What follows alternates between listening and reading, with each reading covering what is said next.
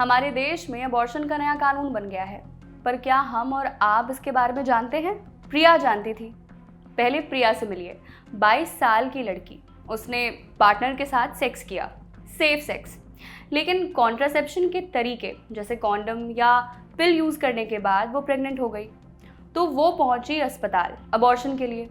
अस्पताल सरकारी था, तो उसने इलाज, अबॉर्शन और काउंसलिंग के बजाय मोरल पुलिसिंग शुरू कर दी।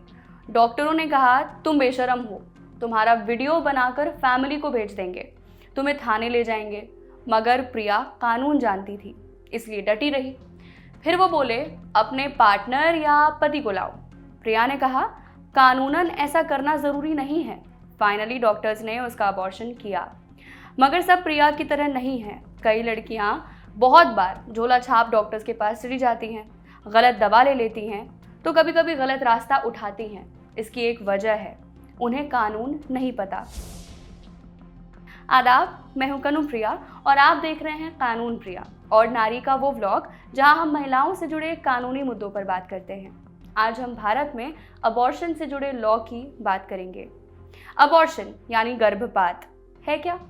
आसान भाषा में समझें तो ये यूट्रस यानी गर्भाशय से अविकसित या अल्प विकसित भ्रूण को हटाने को कहते हैं। यानी फीटस को हटाने का प्रोसेस है जिसमें फीटस की मृत्यु हो जाती है। ये मिसकैरेज के रूप में अचानक हो सकता है या आर्टिफिशियल तौर से मेडिकल ट्रीटमेंट के थ्रू भी हो सकता है। अब कानून की बात। हमारे देश में अबॉर्शन पर पहला कानून बना 1971 में। इसे कहा जाता था MTP act, full form medical termination of pregnancy act 1971। इसके मुताबिक एक सर्टिफाइड डॉक्टर अस्पताल में अबॉर्शन कर सकता है। कब कब कर सकता है, इसकी कंडीशंस तय की गई। 5 मामले ऐसे थे जहां औरतें अबॉर्शन करवा सकती थीं। पहला, प्रेग्नेंट महिला का अबॉर्शन नहीं किया तो उसे सीरियस मेंटल या फिजिकल इंजरी हो सकती है। दूसरा, प्रेग्नेंट महिला पहले से ही किसी सीरियस मेंटल या फिजिकल बीमारी से जूझ रही है और अबॉर्शन नहीं किया तो ये बढ़ सकती है। तीसरा, कोई जेनेटिक बीमारी हो प्रेग्नेंट महिला की फैमिली में और ये महिला के पेट में पल रहे बच्चे में भी आ सकती है और ये बीमारी खतरनाक है। चौथा, प्रेग्नेंट औरत गरीब है, उसे लगता है कि वो इस बच्चे को नहीं पाल सकती है। पांचवा, औरत रेप के चलते प्रेग्नेंट हुई है और वो इस बच्चे को नहीं रखना चाहती। इन सारे केसेस में मेडिकल टर्मिनेशन ऑफ प्रेगनेंसी ये हक देता है कि अबॉर्शन करवा सके। इसके अलावा और कोई कंडीशन है तो अबॉर्शन नहीं करवा सकते। यानी ऐसा नहीं है कि प्रेगनेंसी की किसी भी स्टेज में मन नहीं किया कि बच्चा नहीं करना, फिजिकल, फाइनेंशियल या इमोशनल वजहों से, तो अबॉर्शन करवा लिया। ये तो रही 1971 के कानून की बात। बाद में देखा गया कि ये कानून नाकाफी है, तो आई बदलाव की बात और फिर मार्च 2021 में यानी इसी साल आया MTP एक्ट में संशोधन का प्रस्ताव, अमेंडमेंट का प्रस्ताव पारित हुआ तो बन गया नया कानून। क्या था इसमें? पहला, गर्भपात के लिए गर्भधारण की सीमा 20 हफ्ते से लेकर 24 हफ्ते तक बढ़ा दी गई है, लेकिन केवल स्पेशल कैटेगरी की गर्भवती महिलाओं जैसे बलात्कार से बचे हुए महिलाओं के लिए। लेकिन इस टर्मिनेशन के लिए रजिस्टर्ड डॉक्टरों की मंजूरी चाहिए होगी। 2 से 20 हफ्ते तक के सभी प्रेगनेंसीज के लिए एक डॉक्टर के कंसेंट की ज़रूरत होती है। स्पेशल केसेस में जैसे कि रेप विक्टिम के मामलों में 20 से 24 हफ्तों के लिए अब केवल 2 डॉक्टरों की मंजूरी की ज़रूरत होगी। महिला अब कॉन्ट्रासेप्टिव्स के इस्तेमाल के बाद भी होने वाले प्रेगनेंसीज को ख़त्म करवा सकती हैं, चाहे वो मैरिड हों या अनमैरिड। पहले कानून में कहा गया था कि केवल एक विवाहित महिला और उसका पति ही ऐसा कर सकता है, पर अब औरत और उसका पार्टनर कर दिया गया है। स्पेशल डॉक्टर्स और मेडिकल बोर्ड ने एक और फैसला लिया जो कि डिबेट का मुद्दा बन गया है। अगर प्रेगनेंसी को किसी भी वक्त बच्चे के फिजिकली डिसेबल्ड होने का पता चला तो वो अबॉर्शन सिर्फ इसी आधार पर करवाया जा सकता है। इस अबॉर्शन के लिए कोई भी समय सीमा नहीं है।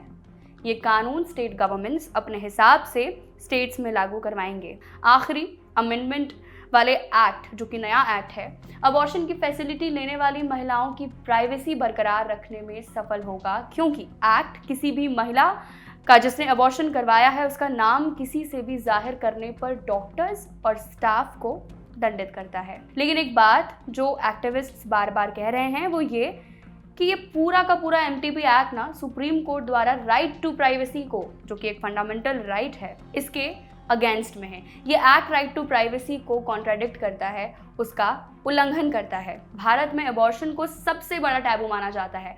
औरतों को सिर्फ बच्चा पैदा करने का जरिया और पारंपरिक रूप में आदर्श मां समझे जाने की वजह से मेडिकल फ्रेटर्निटी में भी महिलाओं को अबॉर्शन न करवाने का ज्ञान दिया जाता है। ये बात इंडिया स्पेंड ने सितंबर 2020 की एक रिपोर्ट में कही है। हर जगह से प्रिया जैसी कहानियां ही सामने आई हैं। डॉक्टर्स ने पेशेंट्स को जगह जगह मोरल पुलिस किया है, उन्हें धमकाया है। ऐसे ही मामले इस रिपोर्ट में भी सामने आई हैं। भारत में अबॉर्शन लीगल न होने के बाद भी होते आए हैं, पर लीगल न होने की वजह से अनसेफ अबॉर्शंस किए जाते हैं।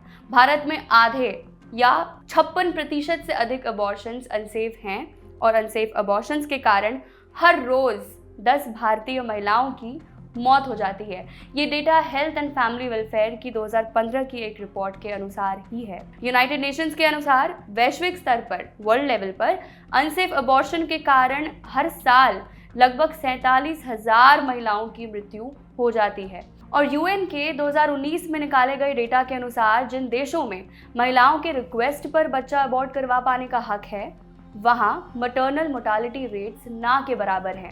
भारत के पड़ोसी नेपाल और उज़्बेकिस्तान, ताजिकिस्तान, चीन, वियतनाम, थाईलैंड और कंबोडिया जैसे अन्य एशियाई देशों सहित 72 देश प्रेग्नेंट महिला के रिक्वेस्ट पर अबॉर्शन उपलब्ध कराते हैं। मार्गरेट सेंगर, अमेरिकी सेक्स एजुकेटर और एक्टिविस्ट, अबॉर्शन राइट्स के लिए कहती हैं, कोई भी स्त्री अपने आप को तब तक स्वतंत्र नहीं कह सकती जब तक उसके पास ये अधिकार ही ना हो कि वो चुन सके कि वो आखिर माँ बनना चाहती है या नहीं। देखते रहिए ऑर्डिनरी। शुक्रिया।